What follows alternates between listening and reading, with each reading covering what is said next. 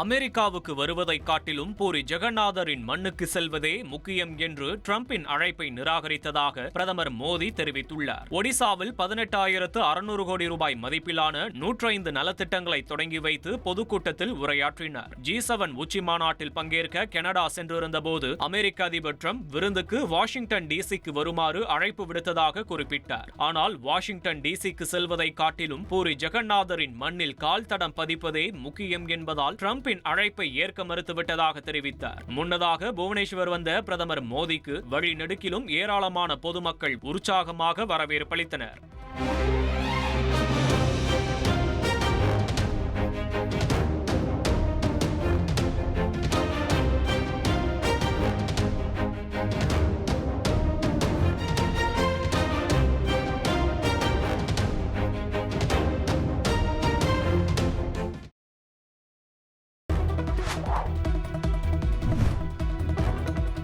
கீழடி அகழ்வாராய்ச்சிக்கு முக்கிய காரணம் அதிமுக அரசுதான் என முன்னாள் அமைச்சர் ப. பாண்டியராஜன் கூறியிருந்த நிலையில் திமுக எம்எல்ஏ எழிலன் அதற்கு பதிலடி கொடுத்துள்ளார். கீழடியில் அகழ்வாராய்ச்சி செய்த ஒரே இயக்கம் அனைத்து இந்திய அண்ணா திராவிட முன்னேற்றக் கழகம். அது கீழடியை வச்சு அரசியல் செய்யும் இயக்கம் திமுக. கீழடியின் தாய்மொழின்னு அதை வச்சு உருவக்கேலி செய்து இன்னைக்கு அட்வர்டைஸ்மெண்ட் போடுறாங்க, ஒரு கார்ட்டூன் போடுறாங்க. அந்த கீழடி என் தாய்மொழின்ற வார்த்தையை உருவாக்குனதே எடப்பாடியார் உத்தரவின் பேரில் நான் தான். இன்னைக்கு நடந்துகிட்டு இருக்கிற அகழ்வாய்வுகள் 8 அகழ்வாய்வுகள் நடந்துகிட்டு இருக்கு தமிழ்நாட்டில். இதுக்கெல்லாம் வித்திட்டது புரட்சி தமிழரின் ஆட்சியில் தான். 15 தொல்லியல் நிபுணர்கள் தேர்ந்தெடுக்கப்பட்டார்கள். அருங்காட்சியகம் உருவாக்கியது. முதல்ல 21 கோடி அலாட் பண்ணி அந்த இடத்துல அந்த அருங்காட்சியகத்தை திறந்து வச்சது. முதற்கட்ட பணிகள் நிறைவு பெற்று அந்த இடத்துல ரெவென்யூல பெரிய பிரச்சனை இருந்தது. அந்த விவசாயிகள் இடம் கொடுக்க மாட்டேனாங்க. அதெல்லாம் சமாதானப்படுத்தி அந்த இடத்துல இடத்தை எடுத்து 10,000 அரும்பொருட்களுக்கு மேல மத்திய அரசாங்கத்தின் கட்டுப்பாட்டில் இருந்த மைசூர்ல இருந்து மீட்டு கொண்டு வந்தது எடப்பாடியார் அவர்கள். மனச்சாட்சி இருந்தா ஒரு பைசா கீழடிக்கு ஒதுக்காத திமுக அரசாங்கம் 2006 இருந்து 2011 வரைக்கும் கீழடியில் அகழ்வாய்வு செய்ய வேண்டும் என்ற எத்தனையோ கோரிக்கைகள் வந்த பொழுது அன்னைக்கு கலைஞர் தலைமையில் இருந்த திமுக ஆட்சி ஒரு பைசா ஒதுக்கல. 2011 வரைக்கும் இந்த இரு துறைகளுக்கும், அருங்காட்சியகம் மற்றும் தொல்லியல் துறைகளுக்கு திமுக அரசாங்கத்தால் ஒதுக்கப்பட்ட பணம் 5 ஆண்டுகள் சேர்த்து 9 கோடி. இதை மறுக்க முடியுமான்னு பாருங்க. அதே போல அண்ணன் எடப்பாடியார் ஆட்சியில் அந்த 4 ஆண்டுகள்ல இந்த தொல்லியல் துறை, அருங்காட்சியகம் துறைக்கு சராசரியாக 105 கோடி ஒரு வருடத்திற்கு ஒதுக்கியவர் எடப்பாடியார் அவர்கள். என்ன சொன்னாங்கன்னா, நிதி ஒதுக்கீடு பத்தி ஒரு தவறான தகவல் அதிமுக ஆட்சி சொல்லியிருக்காங்க. உதயகுமார் அவர்கள் 55 லட்சம் நாங்க ஒதுக்கியிருக்கோம் சொன்னாரு.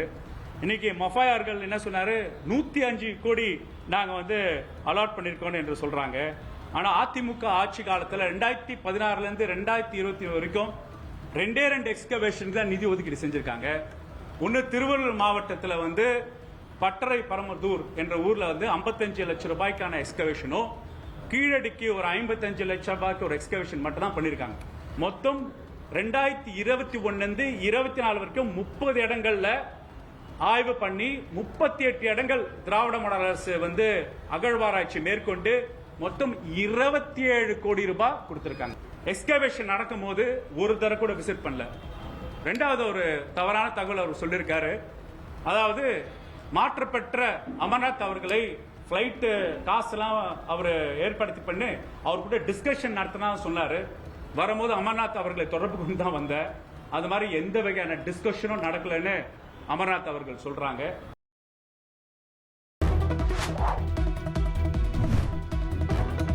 ஆக்சியம் 4 திட்டம் 6வது முறையாக ஒத்திவைக்கப்பட்டதால் இந்தியரை விண்வெளிக்கு அனுப்பும் முயற்சி மீண்டும் தள்ளி போயுள்ளது. இந்தியாவின் சுபன்ஷு சுக்லா உட்பட 4 பேர் இந்த விண்வெளி பயணத்தில் ஈடுபட இருந்தனர். மே 29 அன்று விண்ணில் செலுத்தப்பட இருந்த ஆக்சியம் மிஷன் 4 பல்வேறு தொழில்நுட்ப காரணங்களுக்காக தொடர்ந்து ஒத்திவைத்து வந்தது. ஜூன் 22ஆம் தேதிக்கு ஒத்திவைக்கப்பட்டிருந்த நிலையில் தற்போது மீண்டும் தள்ளி வைக்கப்பட்டுள்ளது. ஜூன் மாதத்தில் மட்டும் இது 3வது முறையாகும். நாசாவின் ஆக்சியம் மிஷன் 4 திட்டம் மீண்டும் வைக்கப்பட்டுள்ளதை மத்திய அமைச்சர் ஜிதேந்தர் சிங் உறுதி செய்துள்ளார். விண்வெளி பயணத்திற்கான தேதி குறிப்பிடாமல் ஒத்திவைக்கப்பட்டுள்ள நிலையில் மீண்டும் அதிகாரப்பூர்வ அறிவிப்பு வெளியிடப்படும் என தெரிவிக்கப்பட்டுள்ளது.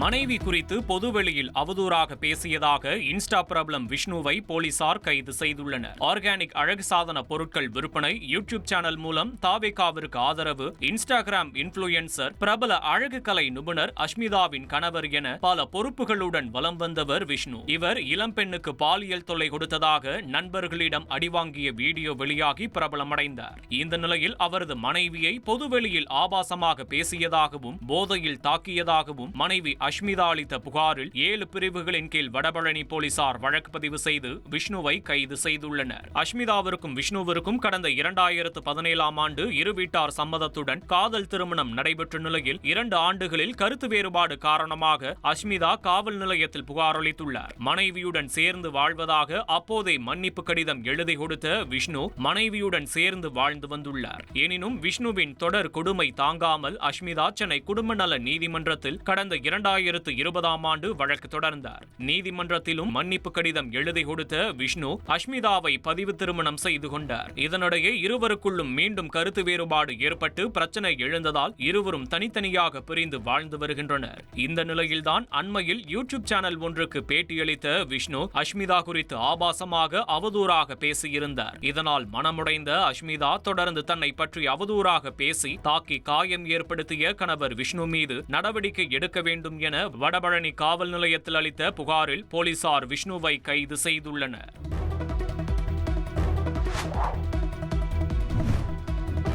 கோவை மாவட்டம் வால்பாறை அருகே 4 வயது சிறுமியை தாய் கண்முன்னே சிறுத்தை ஒன்று தூக்கிச் சென்றது அதிர்ச்சியை ஏற்படுத்தியுள்ளது. ஜார்க்கண்ட் மாநிலத்தைச் சேர்ந்த தம்பதியர் பச்சைமலை எஸ்டேட் பகுதியில் தங்கியுள்ளனர். அவர்களது 4 வயது குழந்தை ரோஷினி காளியம்மன் கோயில் அருகே விளையாடிக் கொண்டிருந்தார். அப்போது அங்கு வந்த சிறுத்தை ஒன்று தாயின் கண்முன்னே ரோஷினியை கவ்விக்கொண்டு கண் இமைக்கும் நேரத்தில் தேயிலை தோட்டத்திற்குள் பாய்ந்து சென்றது. இதை பார்த்து தாய் கதறி அழுது ஓடினார். தகவலறிந்து சென்ற வனத்துறையினர் சிறுமியை தேடும் பணியில் ஈடுபட்டுள்ளனர். தாய் கண்முன்னே 4 வயது சிறுமியை சிறுத்தை தூக்கிக் கொண்டு சென்றது அப்பகுதியில் அதிர்ச்சியையும் அச்சத்தையும் ஏற்படுத்தியுள்ளது.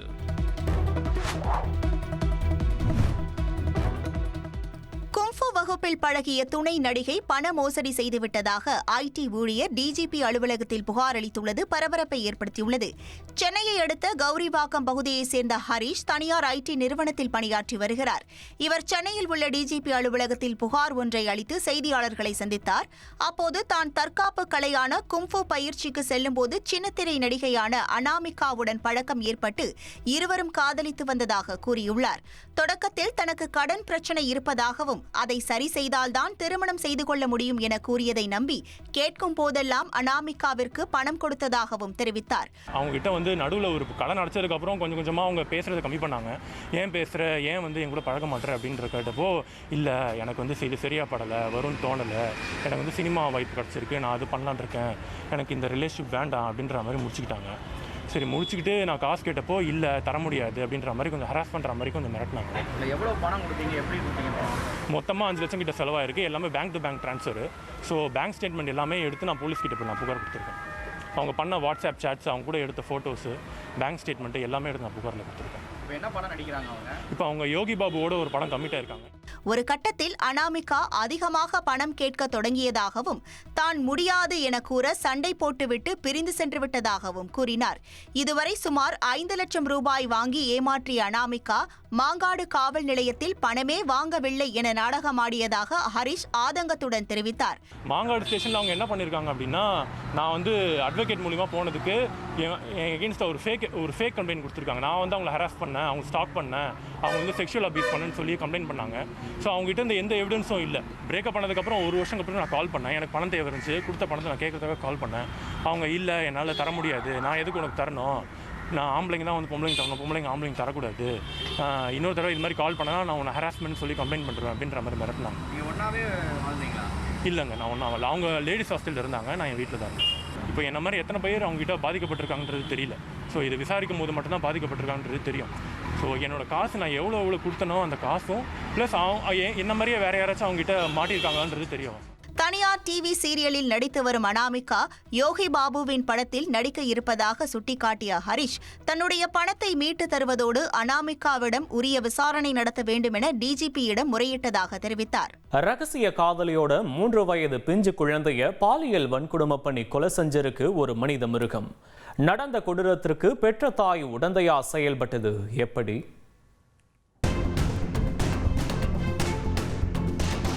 பேச்சு மூச்சின்றி மருத்துவமனையில் அனுமதிக்கப்பட்ட 3 வயது பெண் குழந்தையை பரிசோதித்த மருத்துவர்கள் அதிர்ந்து போயிருக்கிறார்கள். அந்த குழந்தையின் உடல் முழுவதும் காயங்கள் இருந்துள்ளது.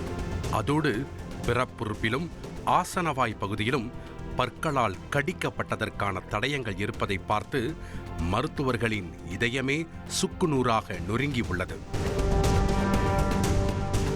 இந்த கொடூரத்தை செய்தது யார் என்கிற விசாரணையில் பெற்ற தாயும் அவருடைய கள்ளக்காதலனும் கைதாகி உள்ளனர்.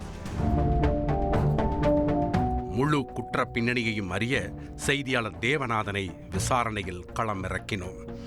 கடலூர் மாவட்டத்தைச் சேர்ந்த ஒரு தம்பதிக்கு 2 ஆண் மற்றும் 2 பெண் பிள்ளைகள் உள்ளனர். கணவன் மனைவி இருவரும் ஊராக சென்று ஊசிமணி பாசிமணி விற்று பிழைப்பு நடத்தி வந்துள்ளனர்.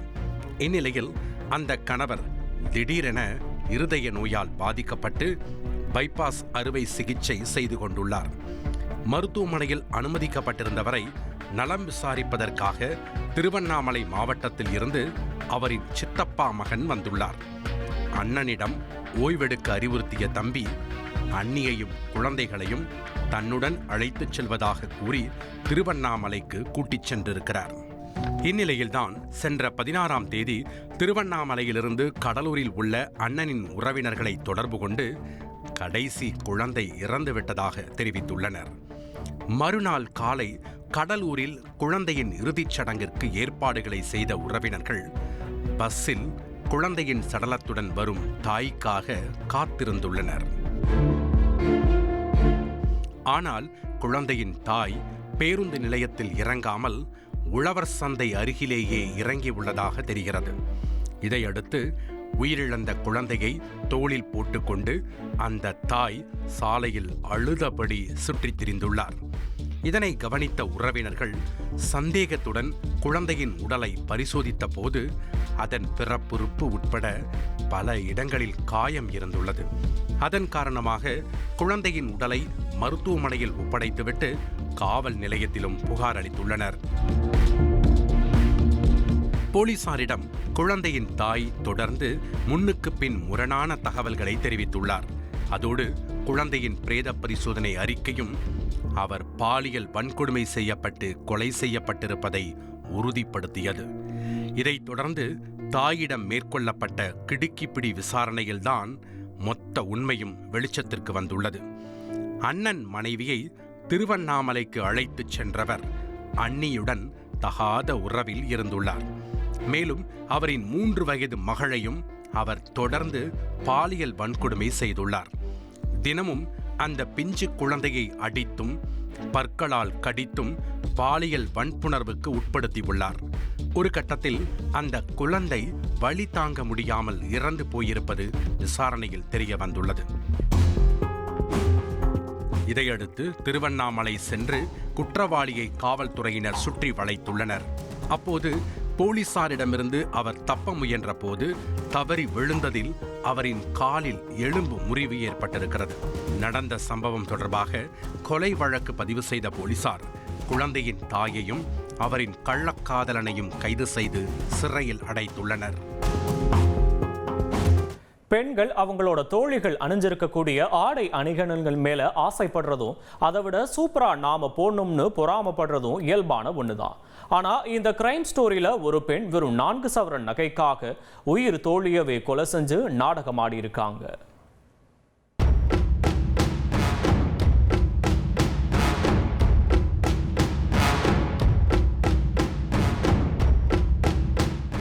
காணாமல் போன பெண் கருவேலங்காட்டில் இருந்து சடலமாக கண்டெடுக்கப்பட்டுள்ளார்.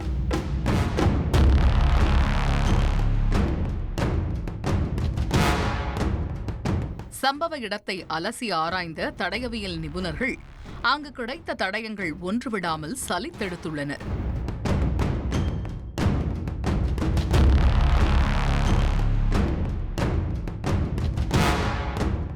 நடந்திருப்பது ஒரு படுபயங்கர கொலை. இறந்தவரின் உடலை பிரேத பரிசோதனைக்காக அனுப்பி வைத்த போலீசார் விசாரணையில் களமிறங்கியுள்ளனர்.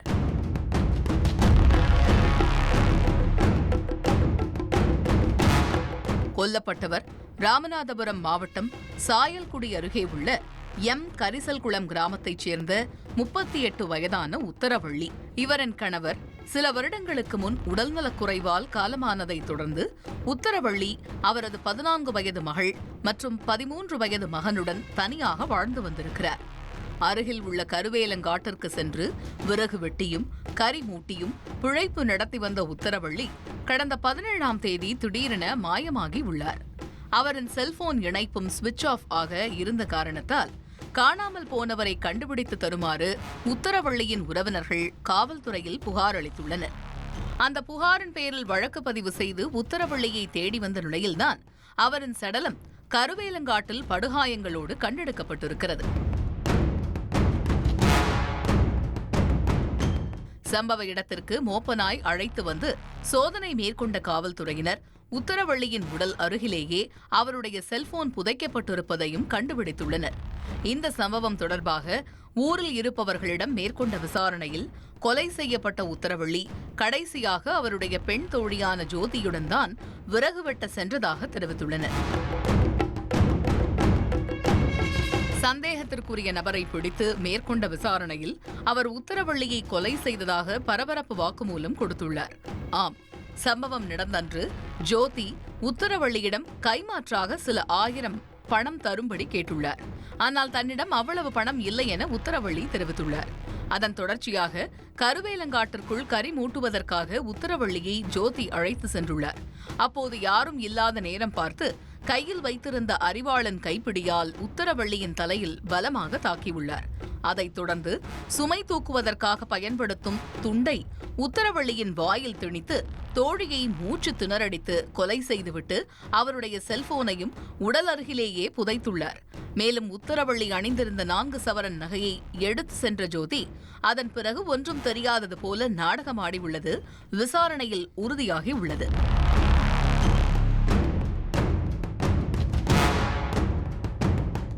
கொலையாளியிடம் இருந்து வாக்குமூலம் பெற்றுக்கொண்ட போலீசார் அவர் கொள்ளையடித்த 4 சவரன் நகையையும் மீட்டுள்ளனர். மேலும் நடந்த கொலையில் ஜோதிக்கு உடந்தையாக வேறு யாரேனும் செயல்பட்டார்களா என்கிற கோணத்திலும் தீவிர விசாரணை மேற்கொண்டுள்ளனர். வெறும் 4 சவரன் நகைக்காக 2 குழந்தைகளின் தாயை பெண் தோழியை கொலை செய்துள்ள சம்பவம் கரிசல்குளம் கிராமத்தினரை கதிகலங்க வைத்திருக்கிறது.